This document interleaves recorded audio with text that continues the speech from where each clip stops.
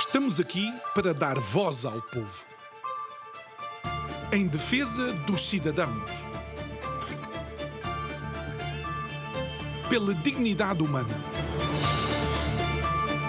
Todos temos deveres, mas também todos temos direitos. Será que existe justiça? Isto é o povo a falar. O fenómeno inflacionário em Portugal afeta, de facto, toda a cadeia de valor. A questão é que, ao olharmos para o nosso país, há algo mais preocupante e singular. É que somos, de facto, uma sociedade com os salários extremamente baixos, um fraco poder de compra e uma péssima literacia a nível financeiro e a nível do consumo. Boa noite, o meu nome é João Nuno Pinto e isto é o Povo a Falar. Estou consigo de segunda a sexta-feira, neste mesmo horário, emissão em simultâneo, Curiacos TV, Rádio Vida 97.1. O tema para este mês, vinho novo em odres velhos, ou seja, é possível uma nova estratégia para um país que está cravado de vícios antigos, onde é difícil mudar o que quer que seja, onde todos os diagnósticos estão feitos, mas a posologia não é aplicada e a cura teima em não chegar. É que, por exemplo, quando olhamos para o pântano legislativo relativamente à defesa do consumidor, isso não ajuda. Quando olhamos para a falta de informação para uma sociedade de consumo, isso não ajuda. Mas quando olhamos também para a falta de informação daqueles que têm a responsabilidade de a colocar disponível para o consumidor, isso já ajuda a quem prevarica. Digo eu que não percebo nada disto.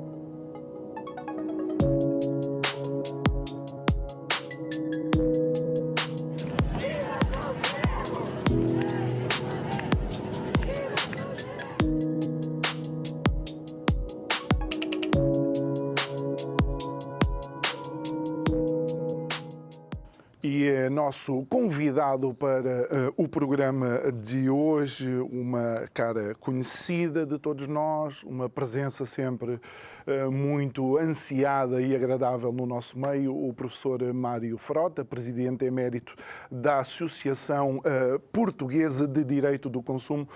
Muito boa noite, muito obrigado por estar aqui. Muito boa noite, eu é que agradeço uma vez mais o vosso convite. É sempre muito bom recebê-lo, até porque, por via um pouco da nossa história anterior que se cruza em outras latitudes, é sempre agradável recordar alguns dos momentos que vivemos nos nossos países de origem, no nosso país de origem, não é? Belíssima Angola. E professor, eu realmente gostava de um dia recebê-lo e fazer um programa que é uma festa. Uma festa porque todas as nossas preocupações tinham sido mitigadas e podíamos estar a pensar não em resolver problemas, mas em criar estratégias de expansão e de melhorar, digamos, a vivência dos nossos cidadãos numa sociedade de consumo. Mas quando olhamos para o momento em que estamos, é-nos completamente impossível fazer isso, porque estaríamos a defraudar a realidade para os nossos ouvintes e aos nossos telespectadores. Assim é, com efeito, e é algo que cada um de nós deplora e deplora veementemente. Vejamos, a primeira lei de defesa do consumidor que estava na calha para aprovação a 25 de abril de 1974, sendo seus relatores os procuradores à Câmara Corporativa Maria de Lourdes Pintacilgo e Diogo Freitas do Amaral, não viu a luz do dia porque a Revolução Triunfante sacudiu as ruas. Só em 1981 é que nós tivemos a primeira lei de defesa do consumidor em Portugal. E já aí se estabelecia que deveria haver 3 pilares, ao menos, para a concretização de uma qualquer política de consumidores, aliás, de início, no quadro da qualidade de vida e do Ministério que a conformava. A educação e formação para o consumo, a informação para o consumo, para a sociedade de consumo e a proteção do consumidor. Os 2 primeiros vetores, enquanto meios, formas de promoção dos interesses e a tutela da posição jurídica do consumidor como meio de proteção. E, ao cabo de todos estes anos, o que vemos? A educação preconizada em 1981, 42 anos envolvidos, é no que toca à inserção nos currículos escolares de matérias da sociedade de consumo e da proteção dos direitos dos consumidores, autêntica letra morta. A lei de 1996, que se substituiu à de 1981, tem um dispositivo que é um autêntico contrato-programa, uma norma programática que nem em um só dos seus aspectos foi concretizada na vida corrente dos alunos e dos estudantes dos ensinos básico, secundário e superior. E o que temos nós? Um mero arremedo, um referencial, que a Direção-Geral do Consumidor concertou com uma famigerada instituição que se faz passar por Associação de Consumidores em Portugal, que não tem qualquer eco, qualquer ressonância. O artigo 6º da Lei Quadro de Defesa do Consumidor, de 31 de julho de 1996, é autêntica letra morta. E sucessivos governos passaram por isto como gato por brasas.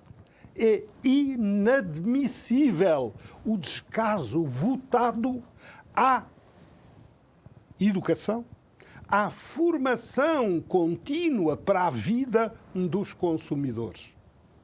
E nós não nos podemos esquecer de uma coisa. Quem paga, como dizia John Hicks, Prémio Nobel da Economia de 1972, os salários dos trabalhadores não são os governos, não são os sindicatos, não são sequer as empresas, são os consumidores.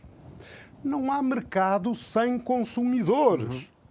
Aquela construção, afinal, de que arranca John Kennedy em 15 de março de 1962 para dizer de forma linear que os consumidores são o alfa e o ômega do mercado.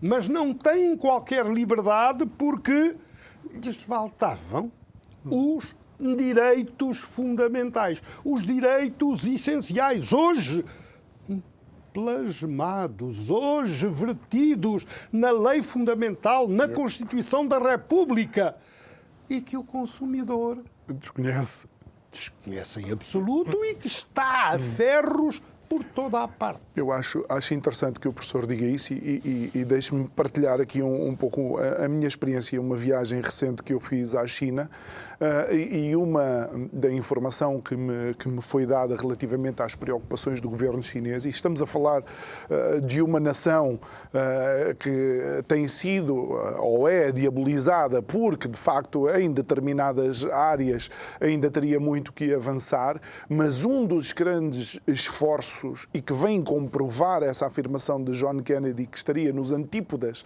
daquilo que é, digamos, o sistema político chinês, é a preocupação de Pequim na defesa do consumidor, a criar reguladores do seu próprio mercado para que eles não andem lá a vender gato por lebre, como foi, por exemplo, na década de 80 e 90 e como ainda existem alguns focos. Isso demonstra claramente que um país não capitalista, entre aspas, entendeu perfeitamente que o consumidor é o motor da sua economia. Com efeito, mas nós, no fundo, enquanto estratégia, quantas vezes realçada, temos o consumidor não como sujeito, mas mero objeto, em exploração exatamente de todas as suas insuficiências, de todas as suas deficiências que se não colmataram. Eu trago à colação, a propósito, não já da educação para o consumo, mas da informação para o consumo ou para a sociedade de consumo, um estudo encomendado recentemente, ao que julgo saber, pela Direção-Geral do Consumidor, dependente do Ministério da Economia e do Mar, onde hipoteticamente assenta a preocupação de uma política de consumidores sem que haja verdadeiramente um secretário de Estado vocacionado para tal de modo exclusivo. Isto insere-se num dos vãos de escada do Ministério na Secretaria de Estado do Turismo, do Comércio e do Serviço, de forma desvalorizada e desvalorizante, o que nada abona em favor do atual governo. E o curioso em tudo isto é que esse estudo, e pelos vistos nada se faz, porque de nada carecemos. Diz, em termos aproximativos, que 70% dos consumidores conhecem as leis que os protegem no seio dos diferentes segmentos do mercado de consumo. 70%. Ora, se nós partirmos do pressuposto... 70% acha que conhece, ou diz que conhece. Ou o estudo revela esses dados, vá-se lá saber como.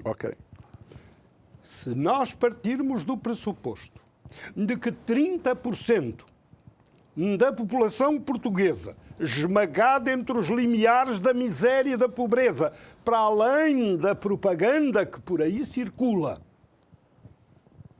é de não consumidores, porque não têm acesso rigorosamente aos normais circuitos do mercado de consumo, então os outros 70% preenchem os 6%, os 100%, e não carecem de qualquer informação porque estão naturalmente esclarecidos, porque estão naturalmente informados. Mas pior é que se diz, e não percebo como há tanta conflitualidade, que 90% dos empresários, dos comerciantes, daqueles que se postam nas diferentes estruturas na cadeia da produção ao consumo estão perfeitamente esclarecidos acerca das leis que regem todas as operações no mercado de consumo e, portanto, dos diplomas que versam sobre direitos dos consumidores. É extraordinário, porque aí tem que lhe dar razão. Então, porque é que há tantos casos em tribunal a ser resolvidos? Mas isto leva-nos para uma questão. Ainda mais extraordinário é este estudo se olharmos, por exemplo, para a dispersão normativa que existe. É um verdadeiro pântano de leis. Há, como diria Carlos Schmitt, curiosamente um ideólogo do nacionalsocialismo, uma excessiva motorização legislativa. Outros dizem de forma mais chã que o nosso sistema é caracterizado por uma inestancável diarreia legislativa. Não há nada de original a este propósito. E, na verdade, a própria União Europeia proclama menos leis, melhor lei.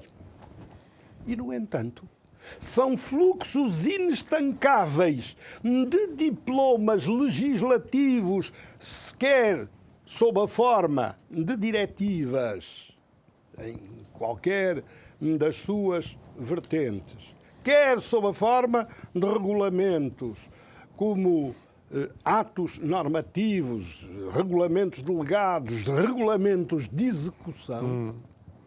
Fora as recomendações, se calhar, também. E as decisões, e por aí fora, que nós não sabemos onde vamos parar. Em anos recuados, perante insistências continuadas de nossa parte, a ministra Elisa Ferreira, do Ambiente, onde na altura se sediava a política de consumidores, e depois de tudo isso no mudou. ambiente? No ambiente. Começou na qualidade de vida, passou ao ambiente, esteve na presidência do Conselho de Ministros, depois foi para o Ministério da Economia e Inovação e agora está no Ministério da Economia, quando nos países civilizados, nas nações cultas, isto está por se tratar de direitos fundamentais, com assento, por conseguinte, na Constituição, no Ministério da Justiça. Não vamos mais longe. O Brasil tem toda a estrutura de defesa do consumidor assente no Ministério da Justiça e que hoje se denomina também de Segurança Pública. Ora bem, o que é que a este propósito aconteceu? Foi constituída uma comissão, mas uma comissão de quem não sabia da poda. As indicações, as propostas que fizéramos de que se devia cometer a Carlos Ferreira de Almeida, hoje já não no rol dos vivos, um professor com estudos pronunciados neste domínio, não. Foram cometer a presidência a alguém que originalmente até era contra a própria autonomia funcional do direito do consumo, que depois se deixou enamorar pelo direito do consumo, que não era da área, estiveram 10 longos anos a parturejar um anteprojeto de código, que foi um autêntico aborto, valha a verdade, e depois ainda esteve 4 anos. 4 anos para retoques, porque a gesta dos civilistas portugueses e daqueles que, como nós, se consagravam a este ramo específico de direito, que muitos não consideram como tal, mas que, pela majestade não só dos instrumentos normativos, como do mais, é um ramo quiçá mais importante que tantos outros que por aí vicejam. 4 anos mais, 10 mais 4, 14, e pela imprestabilidade do texto, tinha para cima de 800 artigos, e não seria por aí. mas pela sua própria construção, o então secretário de Estado da Defesa do Consumidor, Fernando Serrasqueiro, num governo de Sócrates, se me não falha a memória, com um veto de gaveta, inibiu que o texto viesse a lume. E do que Portugal carece, como a França, de resto, que tem um código de compilação que é extenso, mas que é dominado por uma coerência lógica com os diplomas, em geral, aí concentrados, era algo, como dizia o pai do direito europeu do consumo, o francês Jean Caleois. Precisamos de códigos simples, acessíveis, descodificados, ou seja, cujas regras possam estar ao alcance de quem quer. Daí e por causa desta análise que o professor está a fazer, eu tenho sérias dificuldades em achar que o resultado daquele inquérito, que dá 70% os consumidores sabem os seus direitos e 90%, digamos, dos comerciantes conhecem os direitos do consumidor, eu tenho sérias dúvidas que o número aí apresentado seja verdade. Eu nem me quero pronunciar, porque o rigor, a completude, a exatidão de dados deve ser algo de apriorístico. Não se pode, também aí, no quadro de pretensos estudos de opinião, vender gato por lebres. O que a pessoa pode achar muita coisa. Eu, em 80, achei que sabia nadar, atirei-me para a piscina e ia morrendo afogado. E eu parece-me que ouvir à luz, estamos a voltar um bocadinho atrás, porque acaba por ser importante, porque há uma componente de manipulação dos dados, e às vezes o professor Paulo de Moraes também menciona isso, porque ele é professor de estatística. A estatística vale o que vale e cada um a utiliza a seu belo prazer. Mas há uma instrumentalização do inquérito destes. Alguém, inclusive, pode dizer, como o professor estava a dizer muito bem, pelos vistos, não há problema nenhum, toda a gente está bem informada. E por isso nada se faz. E nada se tem feito. Quer se queira, quer não. Este quadro é simplesmente deprimente. E nós perguntamo-nos, por exemplo, outra regra que há 27 anos não se concretizou é a que prevê e provê a criação de serviços municipais do consumidor, prevalentemente voltados para a formação, para a informação e para a proteção da posição jurídica do consumidor.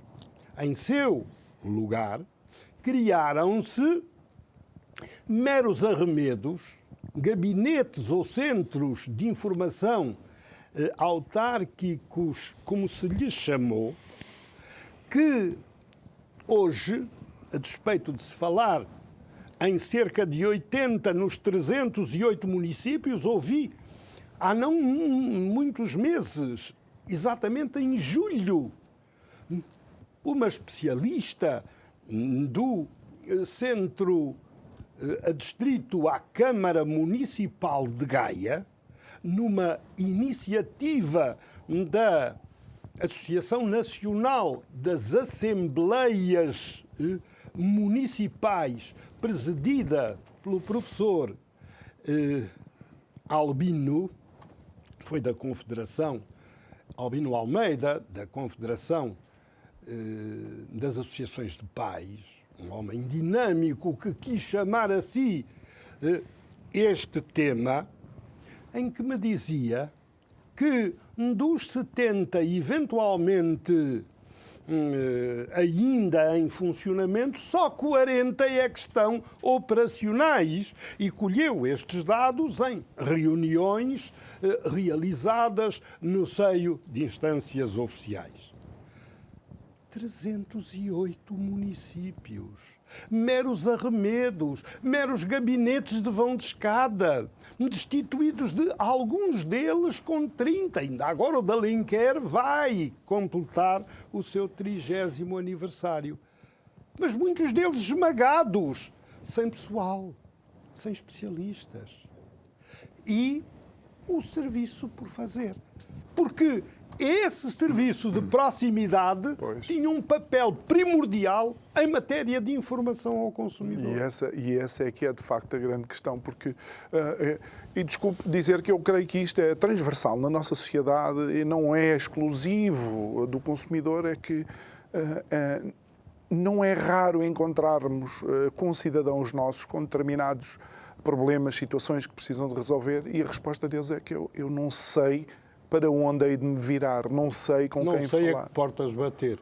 Aliás, nós temos um programa que levanta todos os títulos semanal, de meia hora, de 25 a 30 minutos, da Rádio Valor Local, que é ouvido até pela comunidade migrante nos Estados Unidos, que, programa após programa, nos traz problemas cruciantes do dia-a-dia, vividos pelas pessoas, em que ninguém... E quando tentam bater a uma das portas badaladas do país, dizem-lhes, entenda-se com o comerciante, entenda-se com a oficina, como está agora num caso que nós apreciamos e cuja solução demos de harmonia com os complexos normativos legais que vigoram e que não estão acessíveis a qualquer espírito.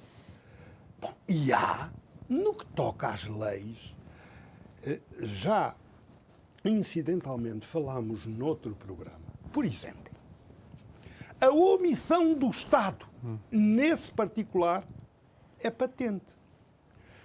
Em 27 de maio de 2021, criou-se a Comissão Nacional das Cláusulas Abusivas, cujo objetivo seria o de apreciar os formulários em circulação no mercado e apontar as cláusulas excessivas, exorbitantes, leoninas. Isto não tem quaisquer conotações com o clube da sua predileção, porque aí então pior, porque as cláusulas leoninas são aquelas são todas elas, não é? E então o que é que acontece? Simplesmente cláusulas abusivas. Simplesmente a Comissão devia ter sido estruturada por diploma regulamentar até 26 de julho de 2021. A Comissão devia estar em funcionamento para que a lei entrasse em plenitude, em vigor, em 25 de agosto de 2021. Sabem que dia estamos? Hoje, quinta-feira, 21 de setembro de 2023. Não saiu nem o diploma regulamentar, não saiu absolutamente nada, não temos comissão das cláusulas abusivas, a não ser na lei emanada do Parlamento, e ninguém se incomoda com isto. Nem aqueles que fizeram contra o partido que detém hoje o poder absoluto, que, ao que parece, se absteve, nem aqueles que fizeram aprovar a lei exigem do governo que se crie, de facto e de direito, a comissão. Claro. Se ponha a comissão a instalar para que possa cumprir a sua carta Só de para que as pessoas tenham uma noção, enquanto esta comissão não existir e enquanto não existirem especialistas a analisar os contratos que estão a circular no mercado, significa que todos os consumidores podem ser presas dessas cláusulas por inação do Estado. Eu cito-lhe um exemplo. Quando em contratos de consumo, contratos de direito privado, no âmbito dos serviços públicos essenciais, se diz, em caso de não conformidade dos números da fatura com a realidade, o consumidor deve pagar primeiro e reclamar depois, usando uma prerrogativa que era dos serviços públicos.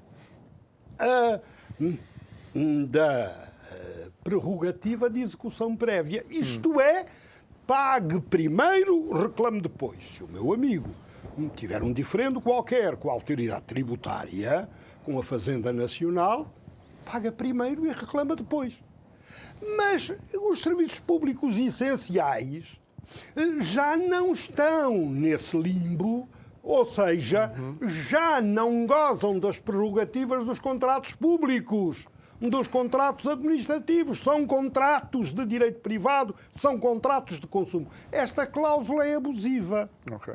E, no entanto, povoa inúmeros formulários dos distribuidores de água predial. Exatamente, por exemplo, que é um serviço público essencial, que pode estar na titularidade dos municípios, das câmaras municipais, como serem concessionados a empresas particulares que fazem o mal e a caramunha. E que deveriam imediatamente mudar a estrutura desse contrato, não é? Absolutamente. A despeito de, por exemplo, no âmbito das comunicações eletrónicas, haver como que uma prévia apreciação dos clausulados, o que pela Direção-Geral do Consumidor e pela Autoridade Nacional de Comunicações enquanto entidade regulatória, mas nada disso se observa. Em bom rigor, a despeito de eu continuar a considerar que a ANACOM, a Autoridade Nacional de Comunicações, enquanto regulador das comunicações eletrónicas, ser, exceção feita lá à concorrência, à Autoridade da Concorrência, a entidade reguladora mais interventiva e mais eficaz, até na forma como previne e pune condutas ilícitas das empresas de comunicações eletrónicas. Tem sido exemplar. Mas também é um setor que apresenta mais reclamações. É exatamente o que tem reclamações em número mais expressivo, porque parece que cada um deles, a despeito de uma extensa lei que veio a lume em 16 de agosto de 2022, a Lei 16/22, que cada um deles tem a lei própria. E, perdoe-se-nos a expressão, estão-se borrifando para a lei que é a tradução de uma diretiva europeia neste particular. Estão-se borrifando. Porque lá do alto da cúpula em que se acham, eles fazem o mal e a caramunha. Aliás, veja aquela situação que foi objeto de uma ação popular instaurada por 2 advogados de Gaia, que depois constituíram uma associação de consumidores com um nome estrangeiro, com um nome em inglês, que obteve ganho de causa no Supremo Tribunal de Justiça através de um acórdão criteriosamente elaborado pela conselheira Maria Clara Sotomayor, em 2 de fevereiro de 2022, e que em execução de sentença é suscetível de atingir um valor indemnizatório da ordem dos 4.000 milhões de euros. 4.000 milhões de euros. Porquê? Porque a Vodafone tal como as outras empresas o fazem, estava a acionar serviços não solicitados e a embolsar nessa medida o valor de todas aquelas chamadas que, sem prévia aquiescência, prévia anuência, prévio assentimento, prévio consentimento dos consumidores, acionavam esses serviços. E faturavam. E isto, recebiam. E isto é o bypass ou a ponte para algo que é importante, e já falámos um bocadinho sobre isso, mas é a formação para a sociedade de consumo. Eu quero só lançar aqui um desafio. Você em sua casa, olhe, por exemplo, para a sua fatura de internet, veja qual é a velocidade que a operadora devia colocar e faça um teste. Baixe uma app que mede essa velocidade e veja se tem em upload e em download a velocidade acordada. Logo, isto é uma quebra contratual. Mas isto só pode acontecer quando o consumidor está informado. É facto. Eu ouvia no outro dia uma pessoa que muito estimo, há 3, 4 dias, o presidente do Conselho Económico e Social, o Dr. Francisco Assis, foi de resto meu colega numa das universidades do Norte como docente, dizer que falta uma cadeira de economia em qualquer dos cursos para que as pessoas possam ter noções dos serviços financeiros que gravitam em torno de cada um de nós, ou nós em torno de cada um deles. E eu perguntei-me, mas o doutor Francisco Assis, que tem realmente uma importância extraordinária como figura primeira do Conselho de Concertação Social, do Conselho Económico e Social, e isto vinha a propósito deste estudo da Universidade do Minho, que nos trouxe a revelação de que há cerca de 100.000 pessoas viciadas em jogos de fortuna e azar, designadamente da raspadinha. E entende-se que deve ser posto um travão a isso. Ora bem, eu não tenho de há muito um relacionamento próximo com o doutor Fernando Francisco Assis, mas gostaria de o desafiar a que lesse o artigo 6º da Lei Quadro de Defesa do Consumidor. Porque educar para o consumo é educar para a qualidade, é educar para a saúde, é educar para a segurança, é educar para a justiça, é educar para os serviços financeiros, é educar para a não conflitualidade. Eu escrevi um artigo para os jornais regionais, para os 40 ou 50 que acolhem a nossa colaboração de norte a sul do país, do Aurora do Lima ao Diário das Beiras? Online. Não. Das Beiras, esse é de casa, é próximo de casa. E o facto é que nós dizemos o que deve ser a educação para o consumo. Não é mais uma disciplina. É algo que, de modo harmónico e coordenado, deve inserir-se em cada uma das disciplinas para que não tenhamos, como dizia há tempos um especialista, uma escola do século XIX com professores do século XX e alunos do século XXI. E este foi o quadro que ele traçou do nosso ensino. E se nós não soubermos, não tivermos efetivamente a habilidade de refazer os programas, de certa feita, há mais de 30 anos, o professor Jorge Miranda, ilustre constitucionalista, hoje professor jubilado da Faculdade de Direito de Lisboa, dizia: mas, ó Mário Frota, se as suas ideias forem postas em concreção, forem postas no terreno, isso constitui uma revolução. Eu disse: mas outros países o fizeram. Por que é que nós não enxertamos a educação para o consumo nos planos, nos programas, nos projetos escolares, nos currículos escolares? Em contrapartida, estamos a expor na disciplina de cidadania, e não só, no pré-escolar, os alunos e as crianças a conteúdo, no mínimo, sexual, no mínimo. Ora bem, é que no âmbito da formação e educação para o consumo, tudo isto é suscetível, de modo coordenado, de se espalhar por cada uma das unidades curriculares, por cada uma das disciplinas, por cada uma das matérias, e estes temas, mas para tanto precisamos de formação para formadores, de formação para os professores, porque quem não sabe, não ensina. Quem não tem, não dá.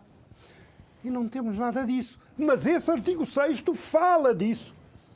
E então, e porquê é que na disciplina de matemática não se dá a educação financeira, a tal literacia financeira, para que, já antes da Lei do Crédito ao Consumo de 2008, nova lei foi aprovada segunda-feira última pelo Parlamento Europeu, já nessa altura, quando, por exemplo, João Salgueiros, que foi figura grada no regime de Marcelo Caetano e depois também no regime atual, foi presidente da SEDES, foi ministro das Finanças em Portugal, dizia que o excessivo endividamento dos consumidores só tinha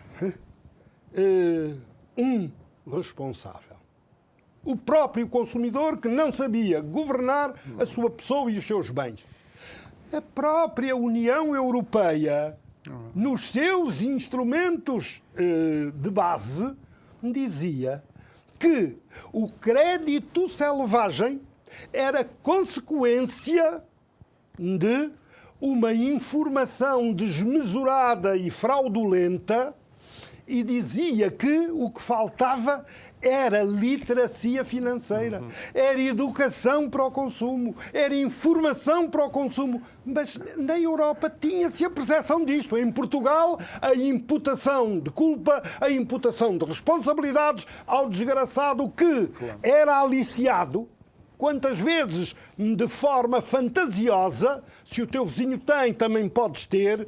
Olha que este crédito só ficas é 0%, a pagar, sim, e não era, era a 35%, a 40%, a 50%, a 80%, e saíam impunes de tudo isso. Ainda hoje, exige-se, nos termos da Lei de 2009, em resultado da Diretiva de 23 de abril de 2008, que os consumidores sejam avaliados, seja avaliada a sua solvabilidade.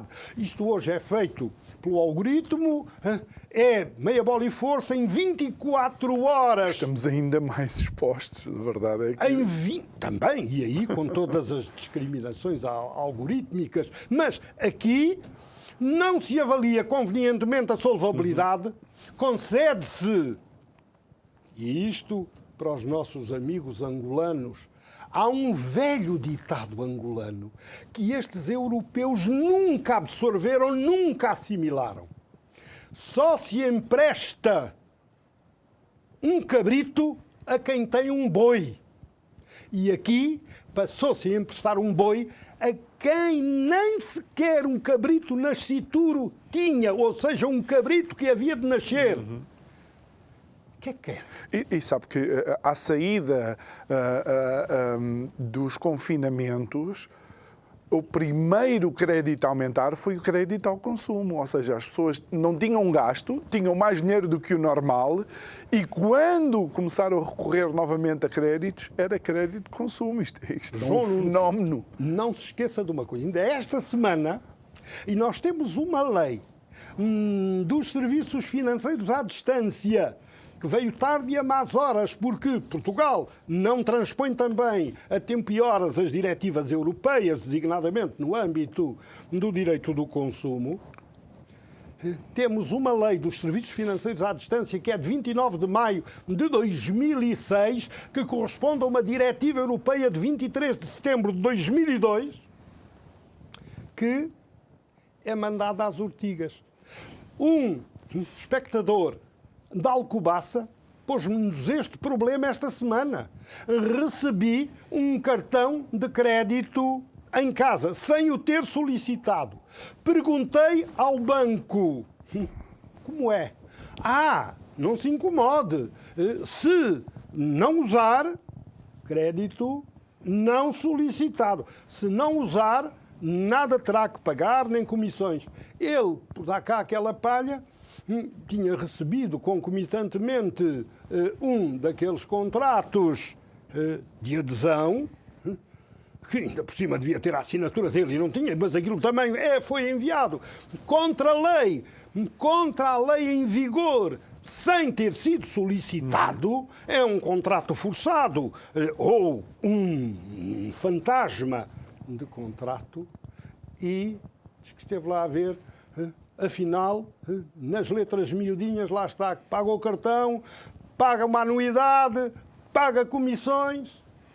Professor, nós estamos nos últimos 3 minutos do nosso... Isto é que está nas últimas, meu caro João Nuno Pinto. Isto é que está nas últimas. E permite-me lançar, professor, o mais importante de todos os contratos que nós temos, o nosso contrato social com este ou com aquele governo. Eu sei que isto é uma pergunta quase de retórica. Em que estado é que está esse contrato? O que nós vemos é que, neste instante, mesmo o programa de governo, que em determinados domínios é de uma pobreza franciscana, nem o pouco que se promete faz.